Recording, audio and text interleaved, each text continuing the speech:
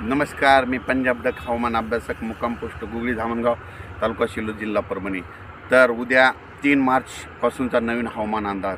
तर राज्यामध्ये 3 मार्च, 4 मार्च आणि 5 मार्चच्या दरम्यान ढगाळ वातावरण राहणार आहे। तरी सर्व शेतकऱ्यांनी हा अंदाज लक्षात घ्यावा। तसेच राज्यामध्ये 6 मार्चपासून 6 मार्च, 7, 8, 9 मार्चपर्यंत राज्यामध्ये परत थोडं वातावरण खराब होणार आहे। तरी सर्व शेतकऱ्यांनी हा अंदाज लक्षात घ्यावा, कारण की 6 तारखेदरम्यान राज्यामध्ये काय झालं, 6 तारखेनंतर राज्यामध्ये परत सर्वदूर पाऊस पडणार नाही, फक्त तुरळक ठिकाणी काही भागामध्ये पाऊस पडणार आहे, काही जिल्ह्यामध्ये काही गावामध्ये पाऊस पडणार आहे। तरी हा सर्वांनी अंदाज लक्षात घ्यावा।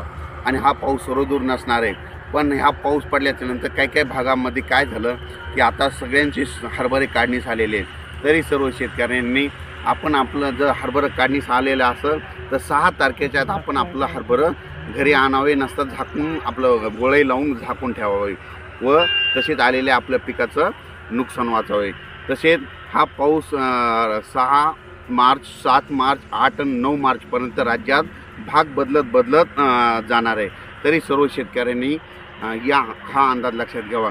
देशातील एकंदरीत परिस्थिती बघता काय झालं की बंगालच्या खाडीमध्ये 5 तारखेदरम्यान एक चक्रीवादळ तयार होते आणि 6 तारखेला तामिळनाडू किनारपट्टीवर धडकणार आहे आणि धडकल्याच्या नंतर तामिळनाडू राज्यामध्ये 6 तारखेला पाऊस पडणार आहे।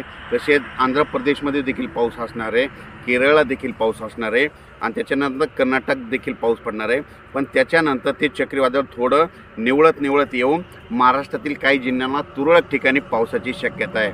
म्हणून सर्व शेतकऱ्यांनी आपण आपल्या पिकाचं संरक्षण करावे। हा पाऊस सर्वदूर नसणार आहे, नसेल पण काही भागामध्ये पडेल, पण ज्यांचा हरभरा सोंगणीच आहे त्या सर्व शेतकऱ्यांनी आपण आपल्या पिकाचं संरक्षण करावं।